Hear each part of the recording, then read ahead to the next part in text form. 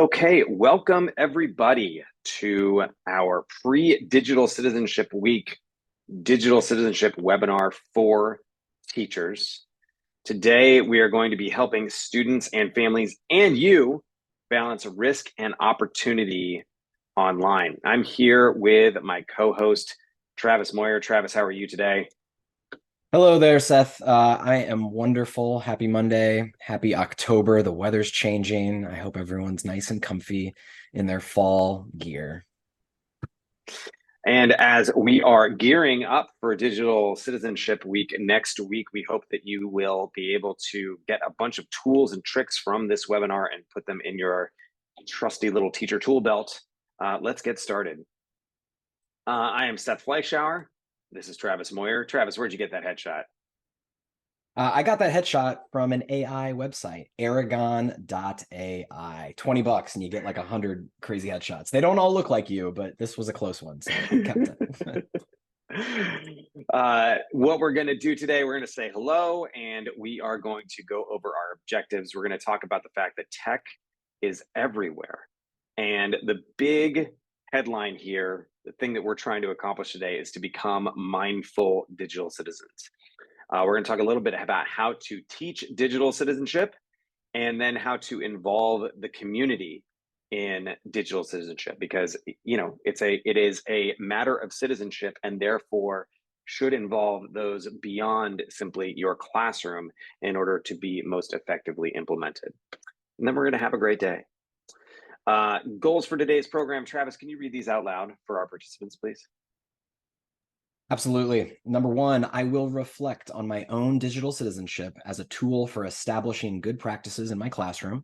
Number two, I will add some tools to my digital citizenship tool belt. And number three, I will consider ways to include the larger community in digital citizenship. Excellent. We're going to go through all those things. And if you could, in the chat right now, just say hello, your position, your grade level, why you are here. And we will read those as they come in, and the participants can read each other's entries and see how truly interstate and international we may be today. Well, and hey, Seth, we didn't tell everyone where we're from and what we do, our grade level. Can I? That's a great call. Please, Travis. Okay. Yes, hello, I'm Travis. You know that already. I live in Atlanta, Georgia right now. I have been a high school science teacher, a fifth grade science teacher, and then now teaching digital citizenship, among other things, SEL to classrooms really all around the world. So excited to be here with you guys. Seth, we're getting someone. We have Nancy, who is from Oregon, and she teaches fifth grade. Welcome, Nancy. Thank you. And I'm Seth. I'm also in Oregon. What's up, Nancy? I could high five you virtually and maybe even IRL. I also work with Travis at Banyan Global Learning, and we deliver live virtual programs all across the world in character education. We've also got a teacher here from Montana in the 5th and 7th grade, another one from New Jersey. We've got Florida in here. We've got Virginia, Vermont. Thank you all for being here today. Welcome. So many of us are digital tourists, those of us who may not be super comfortable with the digital world. Many of us are digital resident aliens. Perhaps we've been here a while. We're not quite citizens. And some of us are digital natives. That's mostly our students, as you can see from this quote here. But what if, instead of avoiding social media in school altogether or focusing solely on the negative aspects of social media and internet use, we teach students how to leverage it to connect in positive ways and build a digital footprint that reflects their best selves? So many schools ignore digital citizenship until it's quote unquote too late, until there's been some sort of incident that happened at the school that exposed the need for this kind of instruction. But wouldn't it be amazing if we were proactive, if we were equipping our students with the tools to be able to not just stay safe, but also build community online? Here's what the research shows. No surprise here, tech exposure is everywhere. And it got even worse during the pandemic when we basically told all of our kids that school was now on devices. this chart is astounding to me. It's a Pew Research thing from the New York Times, and it says that on a daily basis, 95% of teens are on YouTube, which is nuts to me, and also makes sense because even my 7-year-old thinks that it is absolutely incredible the breadth of information that you can find there. This is a video first generation. This generation would much rather view a short little snippet of information than read a website, right? So that's something that we need to keep in mind as educators as we are working with them. And in terms of our responsibility, I think this experience of a charter school network leader is pretty similar to the experience of a lot of people. I think that schools in general do a really good job of preparing their students to engage academically with devices. But it's clear that there's a responsibility for schools to help prepare them outside of that realm, beyond the academic expectations. And that's where digital citizenship comes in. So we're going to define this as the responsible and appropriate use of technology online, and encompassing how we behave and interact and the values we express and promote through our digital activities. It includes all these things: etiquette, literacy, rights and responsibilities, law, security, communication. So let's hear from the teachers right now who are in the room with us. Thank you for being here. What do you do, or does your school do, for digital citizenship?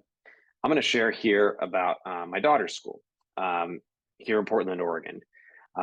They just had me come in, since they have me as a parent resource, to work with parents. We gave a parent workshop on digital citizenship, which was all about preparing parents to have some tough conversations and understanding what their perspective is. It's not necessarily about having a right answer, but it is about having a thoughtful answer to some of these questions. And another thing that came up in the midst of this workshop we were doing with the parents is that the school is really struggling to find a policy for devices that make sense for them. Some of the teachers are leaning in and using phones as a tool in their classroom, and other teachers are absolutely exasperated that they can even have those on campus. So they are struggling to find something that actually works. We're hearing in the chat that some schools have an accepted use policy, and students and parents need to sign. Students sign an agreement that they will use the internet appropriately. I hear common sense media lessons being used, which is fantastic. That is a great resource we will talk about a little bit later. Lessons from pbs.org. Another teacher has discussions with their students about internet use. What about you, teacher Travis? Well, before I share mine, I think the one thing that, you see, everyone is different, right? Everyone's coming from a school that has a different policy. I mean, I know in England, they're talking about actually just banning phones outright in schools. So you go from that extreme to, just signing an agreement. And so I love, though, that everyone here so far has something, right? That's at least a start. One of the things I'll say something else that we do. It's Digital Citizenship Week, which I'm sure you guys know because we were talking about it next week. And we have now, for the past, I believe this is going to be our 4th year, where we work with a series of schools in one particular district. And we do some live virtual lessons, basically, and we use puppets, and you'll see actually a little bit later a piece of that. And they get sort of one lesson for each grade level, which they've loved, and they keep on coming back to it. So that's just like one way, but there's so many resources out there. Here, someone else in the chat said no phones in the lunchroom, but acceptable at recess.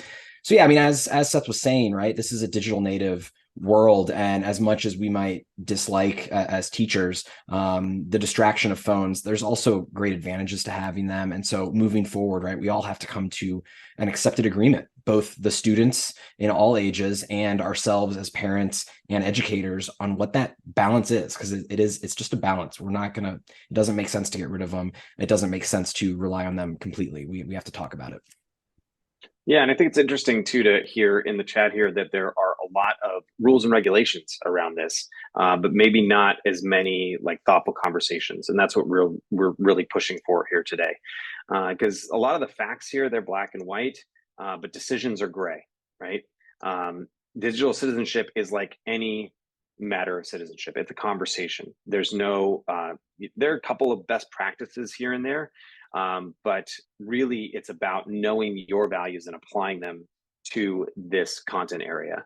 So when preparing students and parents and yourself to be responsible digital citizens, it's not about memorizing some list of best practices. It's about exploring and understanding what you value and what you think is right, and then applying that to the decisions that you make. But this is especially hard with digital citizenship. Now, this is a block of text here from, and what it's basically saying is that the makers of these devices, the makers of these apps, their job is to get your eyeballs to stay on that screen for as long as possible. You think of the endless scroll of the way that you pull down to refresh an app that that mimics the slot machines in gambling.